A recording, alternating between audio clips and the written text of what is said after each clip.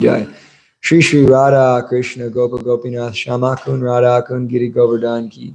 Shri Vrindavan Dham Ki. Shri Mayapur Navadvip Dham Ki. Shri Chaitra Jagannath Puri Dham Ki. Ganga Mai Ki. Yamuna Mai Ki. Bhakti Devi Tulsi Maharani Ki. Harinam Yagya Ki. Hare Krishna Mahamantra Ki. Grantaraj Srimad Bhagavatam Ki. Shri Shri Radha Madhava Ki. Shri Shri Gaurnitai Ki. Shri Sitaram Lakshman Hanuman Ki. Sri Nasingadev Prahlad Maharaj Ki. Shri Giriraj Govardhan Maharaj Ki. Srimad Bhagavatam class Ki. Showing up to Srimad Bhagavatam class Ki. All glories to assembled devotees. All glories to assembled devotees. All glories to assembled devotees. All glories to Sri Sri Guru, Sri Gauranga. All glories to Srila Prabhupada.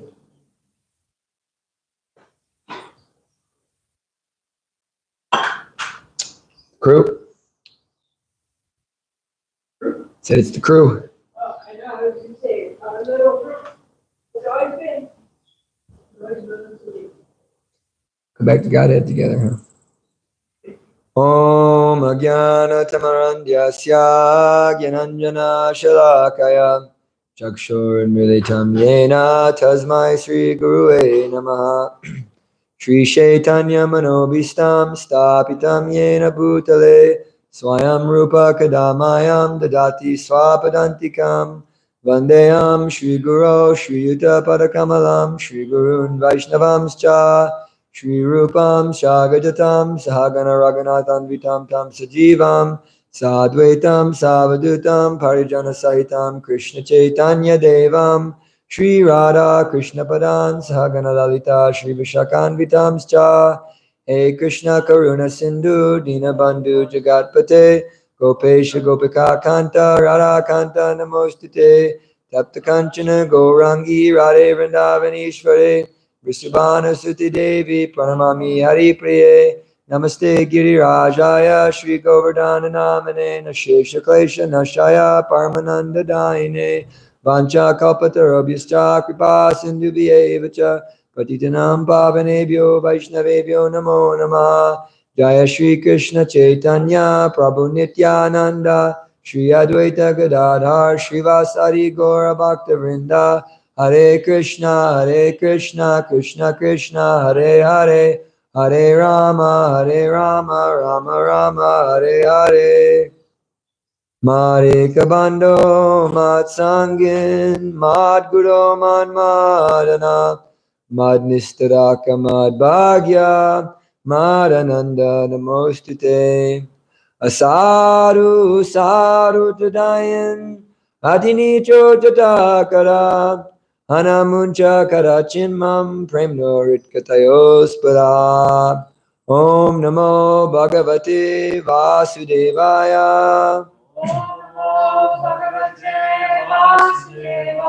Om Namo Bhagavate Vasudevaya.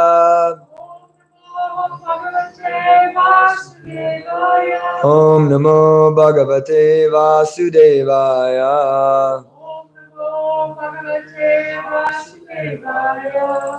Narayanam Namaskritam Naram Chaiva Narottamam Devyam Saraswatim Vyasam Tato Jayam Udirayat. Before starting the Srimad Bhagavatam, one should offer his respectful obeisances unto the personality of Godhead Narayan, unto Narayan Rishi, the supermost human being, unto Mother Saraswati, the goddess of learning, and unto Srila Vyasadeva, the author, as well as Srila Prabhupada, commentator and translator. Nasta Preshu Abhadreshu Nityam Bhagavata Sevaya Bhagavate Uttama Shloke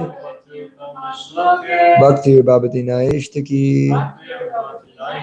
By regular attendance on classes in the Srimad Bhagavatam and by rendering service to the pure devotee, all that is troublesome in the heart is practically eradicated, and loving service to the personality of God is established in the heart as an irrevocable fact. Srimata Swakata Krishna Punya Shravana Kirtan Hridyanta Stohi Bhadrangi Vidanoti Saritsitam.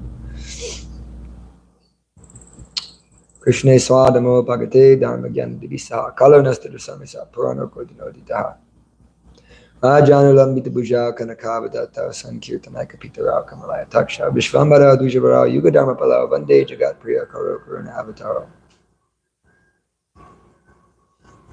Read my phone over there.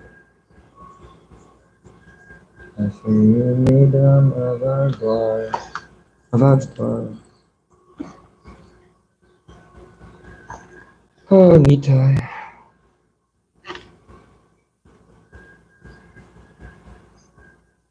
Thank you. Asuri Medram Avagdwar. Asuri Medram Arvajdwar.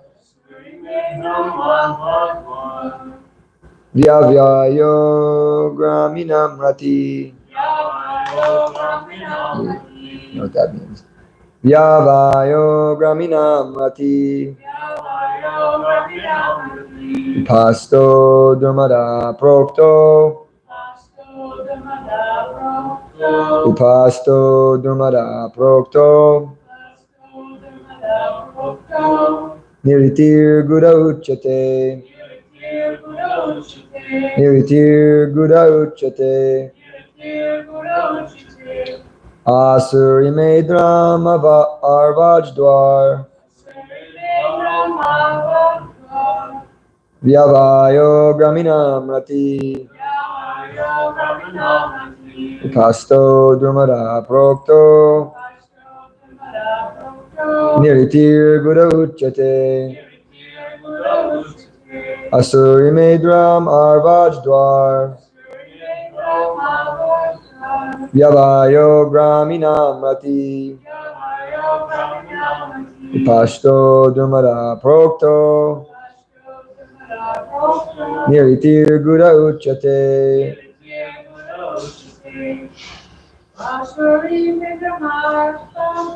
Asuri Medram Arvajdwar Vyavayo Graminam Rati Upasto Durmada Prokto Niritir Gura Uchate Asuri Medram Arvajdwar Graminam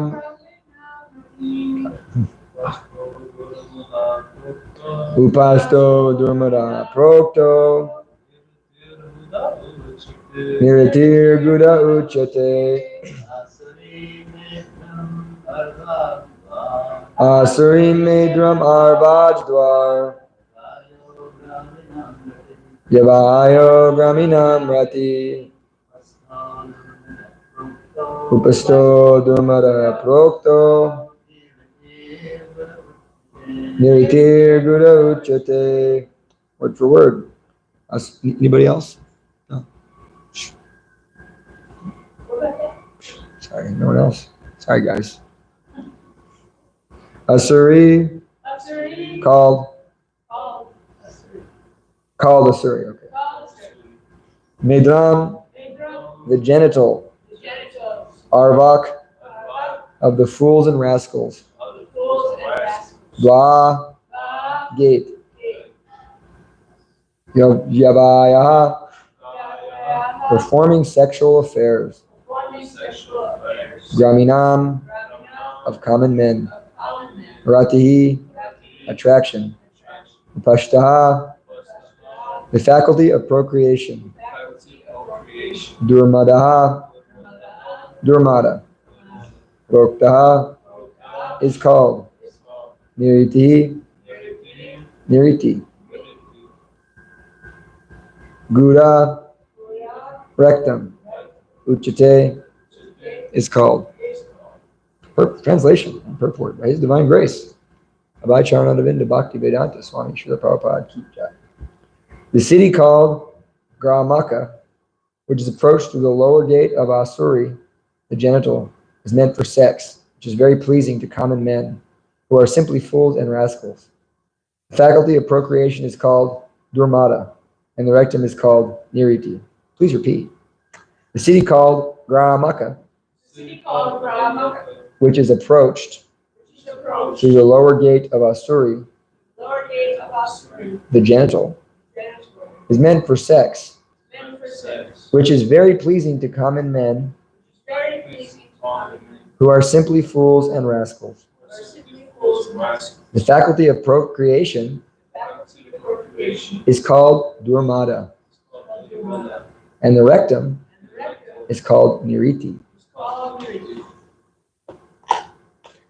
When the world becomes degraded, civilization becomes demoniac, and for the common man, the rectum and the genital are taken very seriously as the center of all activity. Even in such a sacred place as, hey, it's Mother Shandamani. Now the crew's really together. Hey, we're always together. In every activity, if there's 3 people that are going to show up, it's Gauranga Prema, Rohita Priya, and myself. Vrindavan, India. Unintelligent men pass off, let me read that sentence again for the people who are hearing. Even in such sacred place as Vrindavan, India, unintelligent men pass off this rectal and genital business as spiritual activity. Such people are called sahajya. According to their philosophy, through sexual indulgence, one can elevate oneself to the spiritual platform. Even from these verses of Srimad Bhagavatam, however, we understand that the desires for sexual satisfaction are meant for arvak, the lowest among men. To rectify these rascals and fools is very difficult. After all, the sex desires of the common men are condemned in these verses. The word durmata means wrongly directed, and niriti means sinful activity. Although this clearly indicates that sex indulgence is abominable, and misdirected even from the ordinary point of view. The Hasahajas, nonetheless, pass themselves off as devotees conducting spiritual activities. For this reason, Vrindavan is no longer visited by intelligent men. Sometimes we are often asked why we have made our center in Vrindavan. From the external point of view, it can be concluded that Vrindavan has become degenerate due to these sahaja activities. Imagine what Prabhupada would say now, seeing Vrindavan nowadays. Yet from the spiritual point of view, Vrindavan is the only place where all these sinful persons can be rectified by means of taking birth in the forms of dogs, hogs, and monkeys. By living in Vrindavan as a dog, hog, or monkey, living entity can be elevated to the spiritual platform in the next life. There's so many hogs, dogs, and monkeys in Vrindavan too. You see them everywhere. In Mayapur, you see a lot more dogs than in Vrindavan. A lot of dogs in Mayapur. But in Vrindavan, you see lots of monkeys. There's like one family of monkeys that lives in Mayapur. And I know it's the same family because I recognize them, because one of the matriarchs has only one arm. And I've seen her year after year. So. Namo Om Vishnu Padaya Krishna Prashtaya Bhutale Srimate Bhaktivedanta Swami Namane Namaste Saraswate Devi Gauravani Prachadare Nirvishesha Shanyavadi Pastajadeshatare.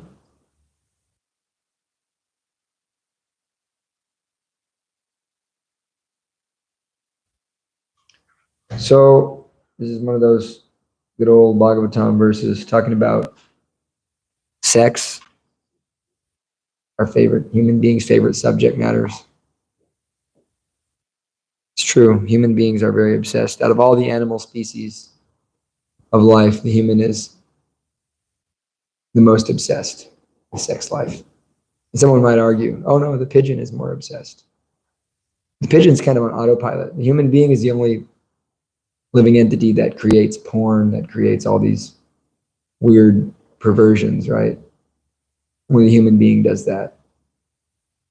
And so the human being is capable of the highest possible consciousness. The human being is also capable of the lowest type of consciousness. That's an interesting fact, that in the animal kingdom, it's very rare to see like molestation of the young. That doesn't appear in the animal kingdom. But in the human being, this is a common affair. The human being is capable of rising themselves to this Krishna conscious platform, but simultaneously the human being is also capable of degrading themselves to the lowest possible rung of existence. And this sex life is a very fast way in which one can elevate themselves or degrade themselves. Of course, Lord Rishabhdev explains that for men who are attached to women and men attached to women, the gates of hell are opened. But that very same attachment, when applied to the sadhu, is the gates to liberation. So, of course, we have to understand things in the proper way. And I want to bring this point out, which I brought out last week, that this subject matter is very hot topic, right? It's kind of one of those things that people don't want to hear. They want to hear. It's very, very hot topic, this sexuality and spirituality. How do they go together? And it's very much misunderstood so much of the time. We have to understand things first and foremost through the modes of material nature. That when one is under the influence of the modes, one does not see things as they are. This is the real issue here, that when one is in the mode of ignorance, one can't see things as they are. One can't see things for what they are. They think things are better than they are. They think good things are bad things. This is the way it works in the mode of ignorance. In the mode of passion, one can't see things as they are. One can't see the inherent misery in such activities. But when one comes to the mode of goodness, one can see things as they are. And that's not necessarily bad nor good. One simply sees things as they are. And that's where we should strive to be as devotees.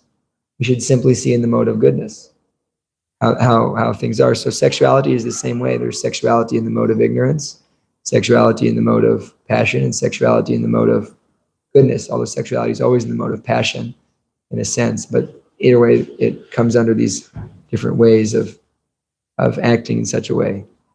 And so in the mode of goodness, one can see that this is simply procreation. This is a natural function of the body, just like we wake up in the morning, we go to the bathroom, we shower, we have our natural bodily functions, things that we do, as bodies that we have to take care of. And so sexuality is also just a bodily function for procreation. And when seen that way, it's not to be judged as, evil or inherently bad, but it is simply the function for procreation. And whether you want to use that function or not, that's a different story, and the way in which it's used. But the problem is that the human being can't handle this type of material experience very well, because the material energy is so powerful. And Maya uses this energy, sexuality, to bind the conditioned soul, because it's, out of all the various bodily functions, this attraction between the opposite sex is the most attractive and binding. And that's also coming from this, Adi Ras, because Radha and Krishna, that masculine feminine principle is there. So that Adi Ras binds, and said that, it's described that man and woman, they're attracted to each other, and when they come together, and then when they have sex, and a hard knot in the heart is created. That very, very hard knot in the heart is very hard to undo, unless we chant Hare Krishna. So this is the nature of those who are conditioned. Now, when done in the mode of goodness, things are elevated. And then what to speak of when done in Krishna consciousness? Because, there's hardly any consciousness, I think, growing up in school. There was hardly any consciousness that sexuality was actually about procreation. That was not really there or spoken about. It was just something people did in an unconscious and totally unconscious way. And that's why we have all this insanity about abortion. This insanity about abortion, and this insanity about, people fighting for their rights to murder children. Why is this so? Because one, that people aren't able to understand this simple mode of goodness fact, that sexuality is meant for procreation. It's as simple as that. They're not able to understand that. And so therefore, in order to avoid the natural biological consequences of such activities, let me murder children. And they're so far off the spiritual platform, they say, that an embryo isn't a life. This is their argument. An embryo isn't a life. An embryo is not. It's not a life until it's out of the womb. Seconds before, and I've heard people argue this, that seconds, out of the womb, it's still an embryo. It has no rights. Therefore, it's brutal. Actually, what actually goes on in abortion is brutality. Like pulling limbs off, brutality is horrendous, sinful, like anything, like the most sinful, degraded thing imaginable. But they defend it because they have no perception of the mode of goodness. They're completely blocked from seeing things as they are. So what does Krishna say the symptom of the mode of goodness is? You know? It's very relevant for this verse and this part of the Bhagavatam. It's very relevant for this part of the Bhagavatam. He says that all the gates of the body, it's the city of 9 gates, all the gates of the body are illuminated by knowledge. Therefore, Prabhupada says one can see things as they are, hear things as they are, taste things as they are, feel things as they are. So sexuality is the same way. One can understand it as it is. It's procreation. That's not bad, nor is it good. It is what it is. And like everything in the material world, we have to deal with it. We have to deal with birth. We have to deal with death. We have to deal with old age. We have to deal with disease. And the Shastras give us ways by which we can deal with it. That's the proper understanding.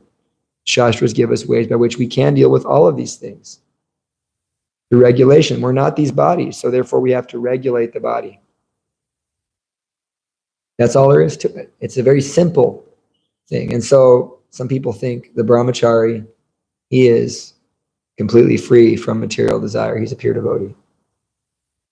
And this is a nonsense conclusion. It has to. There are some pure devotees out there, no doubt.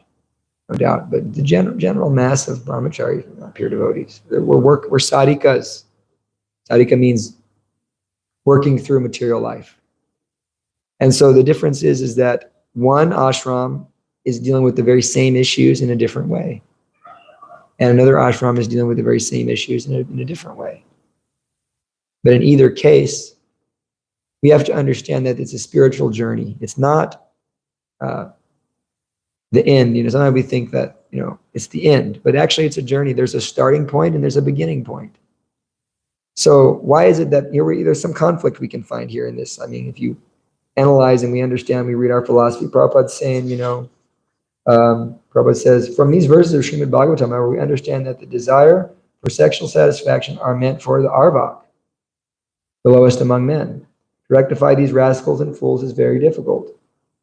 After all, the sex desires of common men are condemned in these verses. So how do we understand that Krishna says, kamosmi, I am sex life, not contrary to religious principles? And this statement, there seems to be some conflict, right? How do we understand this? There's a few different ways we understand it. One of the ways is that Prabhupada elaborates here. He says, this gate, dharmata, means wrongly directed. Wrongly directed. So this is the sexual proclivities of the common men are wrongly directed. And you can take that in different ways. One way is wrongly directed is that energy can be used to flow upward and to nourish and to empower and to give us spiritual shakti, ojas, as they say. Another way is that same energy is meant to bring children into the world in Krishna consciousness as a service and as a means of purification for the performer, as a sacrifice. That's not wrongly directed. That's spiritual. That's a service. And another way we can understand that is that there's a beginning point and there's an ending point. See, all of these things are natural challenges. And what to speak of us who coming from sinful backgrounds, like breaking every regulative principle. So you can go on the spiritual journey, and the point is you don't get caught in the beginning. It's a good beginning point. Marriage and children and all of this stuff is a very good beginning point. There's nothing, but it's not a good ending point. You see, that's the point Prabhupada makes time and time again, is that we have a good beginning point is there, but not a good ending point. And in the middle, brahmachari is actually the beginning point generally. And then from brahmachari life, married life. And then from married life, vanapras life, and vanapras life, sannyas life. So there's a beginning, there's a middle, and there's an end. So we don't want to be caught. We don't want to have the false conception that this is the end. And that's Maya's trick, actually. Maya's trick is that, let me think that, once I have this, then I'll be happy. Because that's a sure symptom of motive passion and sense gratification, is it not? And Jai Bheta Maharaj, we were with him in Mayapur, and he was in Vrindavan actually 2 years ago. He was saying, Jai Bheta Maharaj is pretty much the strictest and most heavy-duty brahmachari sannyasi there is. And one devotee said, Maharaj, Bhaktivinoda Thakur recommends marriage over, sannyas and brahmachari life. Maharaj was kind of like, thoughtful and said, well, Prabhupada says that sannyas and brahmachari to sannyas. And then he kind of said that facetiously, and he kind of backed up a step, and he said, that's okay, whatever. He said, but you should understand this is not the solution to your problems. That because you get married, there's nothing is solved at all. And nothing is solved. You haven't solved the problem of lust. You haven't solved the problem of material attraction. It's not solved. That's not the solution. There's only one solution. Become Krishna conscious. That's the solution. And so it's a starting point, but it's not an ending point. You start at the beginning, and then you go through the process, and then you end. This is the way. And so that's okay. And we start, generally, ideally, you start brahmachari, then you become grihastha, and you become sannyas or vanaprastha sannyas. This is the way. This is the process. Because there's two ways to understand how to become purified. And Prabhupada merges these two paths, which are different in Sanskrit, as they're explained in Sanskrit. He merges them into one. Prabhupada calls karma yoga. When he translates karma yoga, he translates it to devotional service. When Prabhupada translates bhakti yoga, he translates it to devotional service. But for going deeper and for the sake of having a deeper understanding, which Prabhupada wanted us to do, he gave us the Sanskrit so that we could go a little deeper and so that we could learn a little more. And by his grace and his grace only, we have the commentaries of the previous acharyas that have been given to us and so forth, especially in the Bhagavad Gita. So the third chapter of Bhagavad Gita explains very nicely that, rather than repressing material proclivities, one should engage them in the service of God. Krishna makes that statement time and time again. Rather than repressing material proclivity, one should engage them in the service of God. This is simple. And in that engagement, in the service of the Lord, they become purified. And they're holy. It's a divine thing. And that's not like, we read in the Bhagavatam many examples of both divine and demoniac sexuality. It's very common in the Bhagavatam. We have our most common example that I think to be given as a very concise, here's one and here's the other, is you have, on one hand, you have Diti and Kasapya, who aren't demons, of course, but Diti and Kasapya, in their household, this is not speaking of illicit in a sense, but there was the desire to mate used in the wrong way at the wrong time in the wrong place. And as a result, Hiranyakashipu and Hiranyaksha were born. The result was bad and great suffering. I mean, Diti suffered so much. How much suffering did Diti experience? Because she was super envious of her sister. She wanted a child, and so she approached Kasapya, and that's a whole scene. And she approached Kasapya and she said, I am, ravaged by lusty desires. Please satisfy me. And he said, well, it's not really the proper time. And Lord Shiva will be angry with us if we engage in sex life right now. And so maybe we should just wait a while and then we can, have children. She said, no, I need it right now. And it's described by Vishwanath Chakravarti Thakur how he could have said no, but he was also lusty. So he thought, well, what the heck? And then afterward, there's the whole clarity, what have we done? Then the realization had come that, these children are the greatest demons who ever walked the planet. And, it's described how they're, like stars were falling out of the sky and all kinds of, all the horrible omens were happening because of, this illicit act. On the other side of things, you have Kasapya Muni and Kardama Muni and Devahuti. And Kardama Muni was a great and powerful brahmachari. And the point is he was a good brahmachari. I mean, he was like as good as it gets. There's no one can compare. No one can compare. I mean, seriously, he was first class sadhana sadhaka, meditating on the Lord. He was as good as it can get, and as in terms of a brahmachari. And but he was not yet. He did not have the purification. He had some desire to, engage in sexual activity, be married, and because he was a Prajapati. That was his guna and karma, actually. His guna and karma was to do like that. Although that's not the goal. We don't bind ourselves by our guna and karma. That's material. We're ultimately spiritual beings. We're meant to go beyond our guna, our karma, our varna, our ashram. We're meant to go beyond all those things. We are not meant to stay there. It's not the ending point. It's just the beginning point.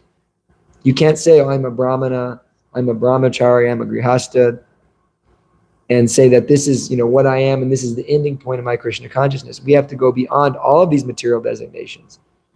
And so if we're unable to purify ourselves by the secondary process, which I didn't explain, I explained the first process, which is, engaging material proclivities in the service of God. That's one way of purification. The other way of purification is just sitting there and just going in on hearing and chanting. That's why bhakti yoga is superior to everything else, because no matter where you're at, even if you're an animal, even if you're not even you're an uncivilized beast of a human being, if you hear Krishna's names, you take prasadam and you hear the Bhagavatam, you'll be purified. You can go and if you do that with enough intensity, you can change completely. And there's evidence after evidence of that, just like Mugari the hunter, Vishvamitra Muni, he went from a Kshatriya to Brahmana. Valmiki Muni was a killer. And just by chanting the name of Ram, he became, actually he wasn't even chanting Ram's name, he was chanting kill. But it was Mar, Mar, Mar, Mar, Mar, Mar, Mar, Mar. It became Ram. And so he couldn't chant, he was so impious, he couldn't even chant the name of Ram. So Narada Muni said, well, just chant Mar, which means kill. And, you'd get into the mantra, Mar, Mar, Mar, Mar, Mar, Mar, Mar, Mar, Mar, Mar, Mar, Mar, Mar, Mar, Mar, Mar, Mar, Mar. And so then he became purified. And he not only became purified, he became so purified that he was able to see the pastimes of Lord Ramachandra in his heart. And he wrote the Valmiki Ramayana, which is, the most nourishing, one of our most nourishing scriptures. So this process of bhakti can purify us. But if we're unable to, for whatever reason, because we just don't have the conviction to chant Hare Krishna and to read the Bhagavatam every day and to be, solid in that, then at least we can Yat karosi yajasnasi yajjuhosi dadasi yat tapasyasi konte tat karosa manarpanam. Whatever you do, whatever you eat, whatever you offer or give away, whatever charity you perform, do that, O son of Kunti, as an offering to me. So, okay, I need to do this. I need to go through this material propensity. So Krishna gives us the way, marriage, and then there's proper ways. And so then Karma, he was a good brahmachari. He was so nice. And he was simply not going to engage. He was not going to go out and seek sense gratification, which is how a brahmachari should be. Then I'm not really planning to go out and seek sense gratification. Rather, Krishna will provide whatever I need in my life, including if I need to change ashrams or whatever. And so Krishna was, Karma Muni was meditating on the Lord in the heart. And then he was so expert and so pleasing and so good of a sadhaka that Lord Narayan appeared to him, right, flying on Garuda with 8 hands, and said, my dear Karma, you please me very much. You're very, very sincere and wonderful devotee of me. Can I do anything for you? And Karma said, I'm your devotee, I'm your pure devotee, but I'm bothered by this desire. I have material desires in my heart. I'm bothered by them. What do I do? The Lord said, no worries. In 3 days, Swayambhuva Manu will appear with his daughter Devahuti. And Devahuti is the great example, right? She was chaste, chaste girl, and she's the most beautiful mother of the Supreme Lord. She's not like a normal living entity. She's the mother of the Lord. She's on the level of Devaki and Shachi and so forth. And so, it's described how the demigods would fall out of their airplanes and they'd see her on the roof of the palace playing with a ball. Demigods would see her and they'd fall out of the airplanes. They were so stunned by her beauty. And so here's Karma. He's, just, all right, going back to my meditation, going back to chanting. And then Swayambhuva Manu appears and says, hey, I think you should marry my daughter. And Karma's thoughtful. And then Swayambhuva Manu gives him some impetus. He says, well, this is being given to you. You're not going out to get it. Because if you were to, get out of your cave, out of your ashram, walk out and be like, I need to go find a wife, then you're like fully kind of surrendering to the material energy. Now I'm going to go take my consciousness, which is meant to be focused on Krishna, and I'm going to go engage it in the service of Maya. I need to go out and find Maya, fulfill my sense gratification. I'm going to go seek sense gratification. No. Swayambhuva Manu, who's a Mahajan, he says, this has come of its own accord. I'm offering her to you. You're not degrading yourself. This is natural. You're a brahmachari, and here, this is being offered to you. So it's worth considering. And Swayambhuva Manu and Kardama Muni says, yes, I accept your daughter as my wife. And then what does he do next? He immediately goes back to chanting Hare Krishna. He immediately goes back. And they serve, and then she's such a chaste girl. She serves him and assists him in his devotional service. This is ideal. And she made great advancement. And as I said, this is not the ending point. It's great, It's wonderful. This is Krishna. It's like Krishna is so kind. If we really listen, Krishna is so kind that he actually gives us a way by which we can end our material desires. Because Krishna creates the world for two reasons: to fulfill desires and to help us go back to Godhead. So Krishna is actually fulfilling our desires. Now, great if we can just say, hey, I just want you, Krishna. I just want you, and I'm a pure devotee. But, akama sarvakama va moksha kama udardi tivrena bhakti yogena yajita purusha param. I mean, face it. Most of us are sarvakama. We have all the desires. Yes, I want marriage. Yes, I want sannyas. Yes, I want to go back to Godhead. Yes, I want all nonsense. I want everything. I want it all. I want it now. Well, anyways, Tivrena Bhakti Yogena Yajita Purusha Param. Let us worship Krishna. Broad-minded, intelligent people, whether they're sarvakama, whether they're mokshakama, whether they're akama, where they have no desire, they want liberation, or they have every desire, people like myself, just worship Krishna. And so Kardama is a great example of this, that he was a brahmachari, he was engaging in devotional service, he worshipped Krishna, Krishna provided him this nice, beautiful girl.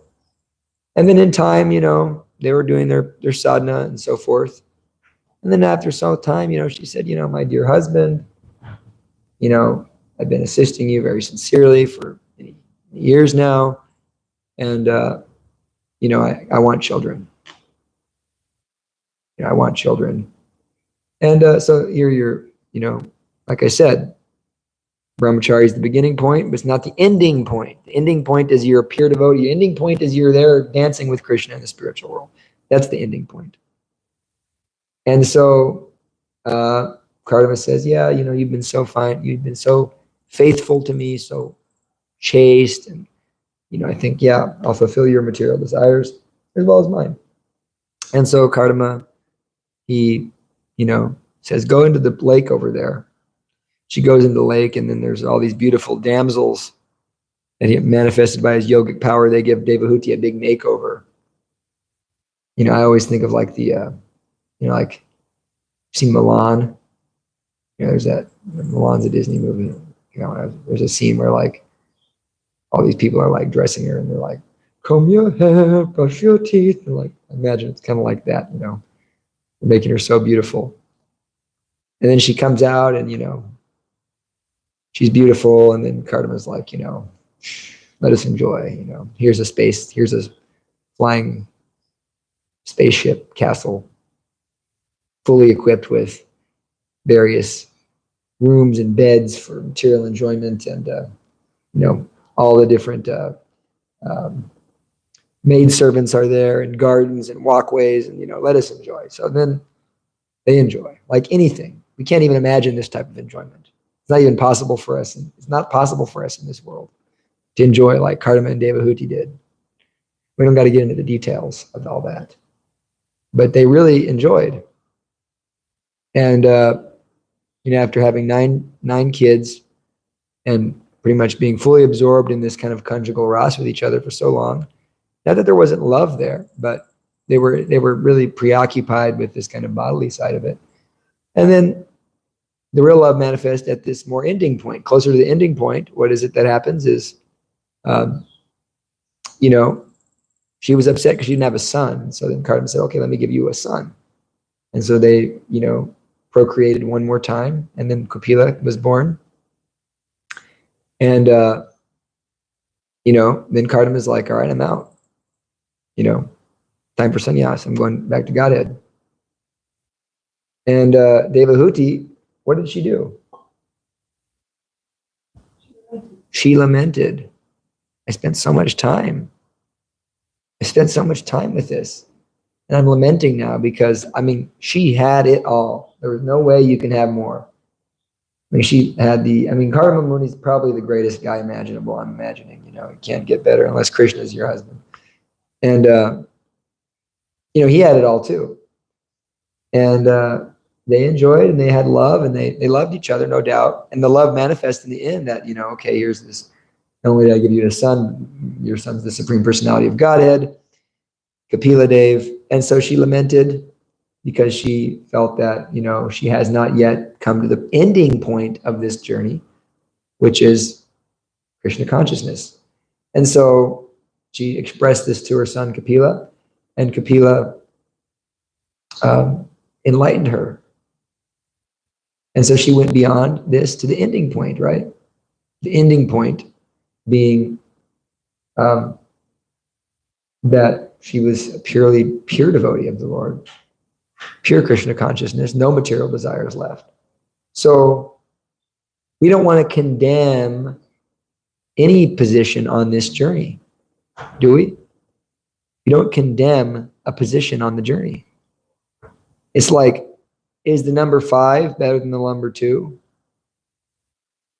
Well, 5 is bigger, but it's not better. It's just more down the road.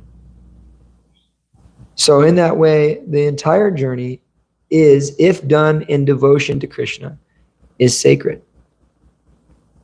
The entire journey is sacred. And so sex life misdirected is abominable, no doubt, causes so many challenges. But done in Krishna consciousness and done according to the instructions of the Vedas is Krishna's energy. It's actually Krishna himself. And then this, we see this also in, you know, we see like the Pandavas and all the devotees around Krishna, so many grihastha devotees, right? Well, is it that, you know, I mean, sometimes I think devotees think like they had like wives, but they were completely robotic with their wives, you know. Now it is time to procreate, you know, just like robotic, you know. Ranana Maharaj makes some jokes about that, you know, like he's like, you know, there's love in the spiritual world. Ideally, you know, I think Mother Yashoda and Nanda Maharaj love each other.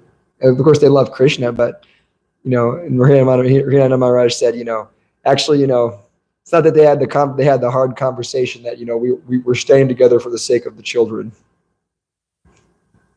That's generally what you say when there's nothing left. So that's not, you know, that's not the case.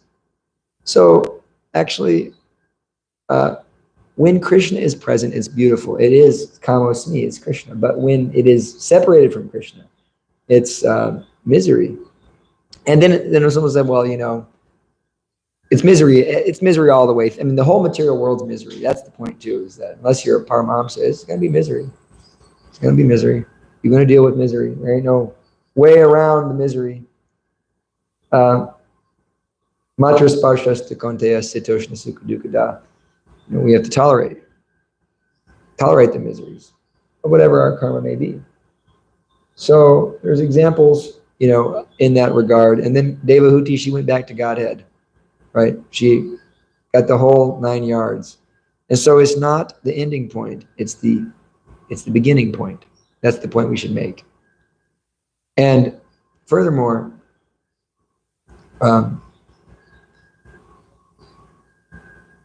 we can't condemn the beginning point, because there is the beginning point, even the sinful, right? There's always a point of beginning. So what is good for someone is not good for another one. Like relationships are wonderful if you need them. Man-woman relationships are wonderful if you need them for the time being. Now, if done properly, executed properly with the chanting, with the hearing, with the process of Krishna consciousness, then that material aspect or material element of that relationship will fade away. Love is always there. I mean, if you're a devotee and you chant Hare Krishna, you'll love everybody. There's no doubt about that. We love everybody. It's fast. I mean, it happens fast. I feel I love everybody. I don't think I'm like Prabhupada or anything, but I do feel love for everybody. But on the other side of things, there's material elements like, yeah, I love, actually it gets in the way. Like you see some beautiful person and I can't really love them the way I would love someone that's not so beautiful because that material element is disturbing my mind because I'm not purified yet. And so, therefore, okay, now there's this facility the Vedas give us to work through the material, the varnashram system. Scientific. Now we can't, of course, we don't live in a varnashram society, so we have to individually apply it. We have to have some common sense and use some, have some teachers and helpers to help us apply this science the best we can. But, going through the process and then, in the end, the result is we become pure devotees. So we have to understand everything in that way. And beyond all that, I'm saying beyond all of that, this is just like kind of varnashram, this is Vedic, beyond all that, if husband and wife come together and do actual serious Krishna conscious activities, and that the attachment, the difference is, this is completely transcendental, is that the attachment is to Krishna. I'm attached to Krishna, not to this situation, not to the work of married life, but I'm attached specifically to Krishna and to what Krishna wants. That type of relationship is totally transcendental, totally different. That's like I think the ISKCON general example of such a transcendental couple is like Vaisheshika Prabhu and Nirkula Mataji, doing incredible service together, right? They're friends on the devotional level, totally. Vaisheshika Prabhu says, I've never gone a night where me and my wife haven't read at least one verse together. They're so dedicated. That's wonderful. So anyhow, we don't want to go out and seek sense gratification. Krishna will provide what we need in time, and let us not get caught on the journey. Don't get caught in one place. The beginning point, the middle point, and the ending point. But the point is we get to the end. And Krishna will help us if we're sincere. Any questions or comments? Lalita Priya Devi Dasa. Something that comes up a lot when talking with new people, they'll find out about the four regs, and of course, and they ask what's illicit sex, and then you tell them, well, it's sex, for some reason other than propagation of Krishna conscious children. And then they inevitably, say, oh, well, I've had several people say, well, what if I can't have children? Does that mean I just can't have sex? And then, I say, well, if you're initiated, you make a vow, and to not have illicit sex. So, you don't want to break a promise that you make to God and to your spiritual master. Well, this can't word is a very strong word, you see. Yeah. Because that puts a sense that there's some like right and wrong like thing there. We have to understand the purpose behind rules. There's a purpose behind rules, you see. And so like there's different devotee opinions, and this is different gurus say different things. And I'm just going to stick with what my guru says. And even Prabhupada said different things at different times. If you look at Prabhupada's letters in regards to this question,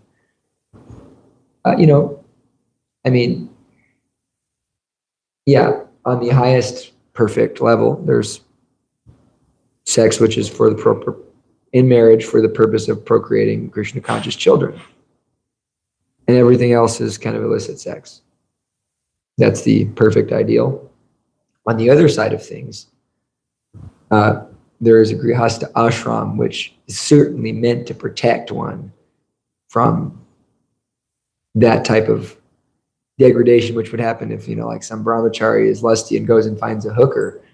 That's like serious bad karma. That's really bad, or, if not no marriage, that's like some bad news. So then in marriage, like if someone isn't sadhika enough, like of course the hearing and chanting is there. That's the point, is that the hearing and chanting is there. That's the real purifying process. So I heard Sureshwar I think someone asked Sureshwar the same question. I might have asked him, he gave this answer, he said like the primary identity is devotees. And so if devotees have some struggles to follow that principle to the highest standard in the beginning of a marriage or whatever, the point is that they're still attached to Krishna, they're still attached to chanting, they're still attached to service, and so it's understood that purification will take place and that it's protected in the kind of realm of marriage rather than going outside of marriage. Because if you go outside of marriage, in a marriage, then that's big sin, big bad news. You're going to really suffer a lot of bad karma. So in that way, purification takes place. So that's what it's for. And so, you have to be able to explain to people where they're at in a way that encourages them. Because if someone feels that I can never possibly do that, or, if I can't have children, but at the same time I have material propensities, what do I do? And so then it's like, well, this isn't for me then. That's kind of their consciousness. And that's just logical. That's not like, I'm not repeating, you don't have to repeat an acharya to just do the logic on that, I can't have children, but I have desires naturally, like everybody. And so then there's no way for me. So, and I'm not like going to sit down and chant Hare Krishna like Haridas Thakur. So what do you do? Well, no, it's the same thing we tell people who are homosexual, right? Well, it's like better, stick, the Prabhupada said, find a nice man, find a nice boy, and, be with them, stick with one person, chant Hare Krishna. Chant Hare Krishna. Associate with devotees. But if you're going to somehow or another isolate someone's association of devotees, then we're really harming their spiritual life. So that's what I would say. That's an individual, depending on your relationship with that person, individual way to guide them.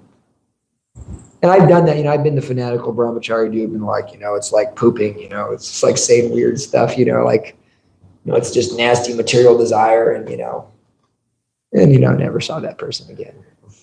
It's one of those things, what is it? The operation is a success, but the patient died.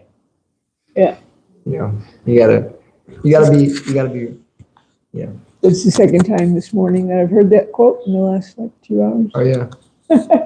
I heard that from Govinda Dad, actually. Any other questions? Arjuna?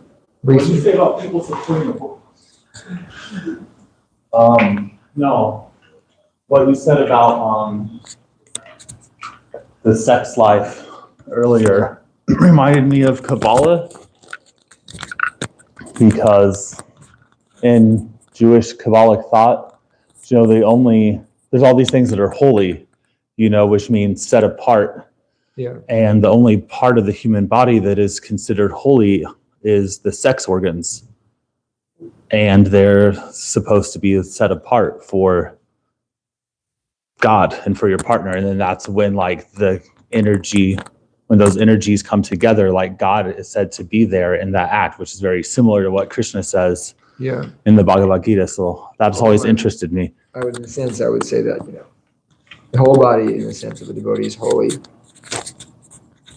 I get what they're saying, set apart, meaning holy by meaning set apart for God and for the purpose of God's service. But we would say different. We would say everything's set apart for God. If you're a devotee, that means the mind, the eyes, the ears, the nose, the tongue, everything, the legs, it's all meant for God's service and it's all holy. That's what we would say. But nice point. Thank you very much. All right. Prasadam Granthara Srimad Bhagavatam ki. Srila Prabhupada ki. Giving class without any preparation whatsoever ki. So Sunday,